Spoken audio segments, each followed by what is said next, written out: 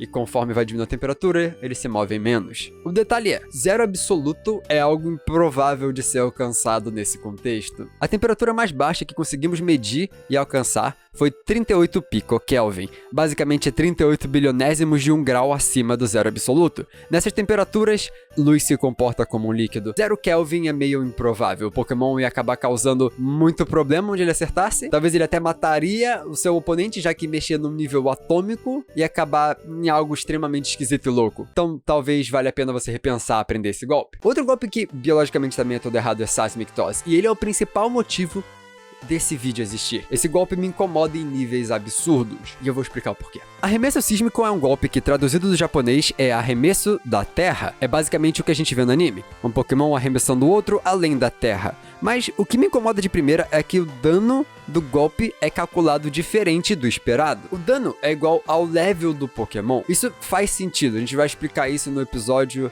de explicando golpes do tipo lutador. Eu acho que Seismic Toss devia funcionar como um dano em correlação direta ao peso do Pokémon. Exclusivamente é isso, já que em partes, dano de queda é decidido pelo peso no mundo real. Eu sei, ficaria repetitivo demais ter mais de um golpe funcionando com correlação a isso. Low Kick já é um golpe do tipo lutador também que faz a mesma coisa. Mas eu ainda assim me incomodo porque de alguma forma esse golpe tinha que ter alguma correlação com o peso. Faria dele psíquico, qualquer coisa. Porque ele funcionaria com uma coisa interessantíssima que é explicar a relação de peso e queda e o dano e por que o tamanho influencia nas coisas e por que insetos são imunes a dano de queda, literalmente. Se um inseto cai do teto do seu quarto, seria diferente de se um cachorro fizesse isso.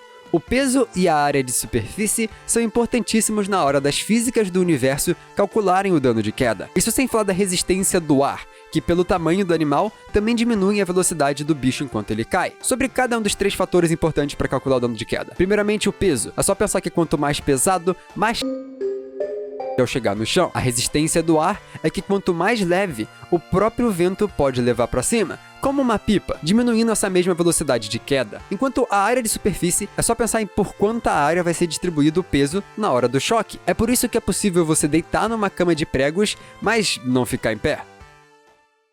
E é por isso que queda é irrelevante para seres minúsculos. O cálculo de dano é baixo. Para você ter ideia, existem Vespa-fada voadora. É um animal que nada no ar. Ele é tão leve que o oxigênio em si é mais difícil de se mover, a ponto dele ativamente nadar no ar, não voar. As suas asas são como braços. Ele teria dive, mas ele não teria fly.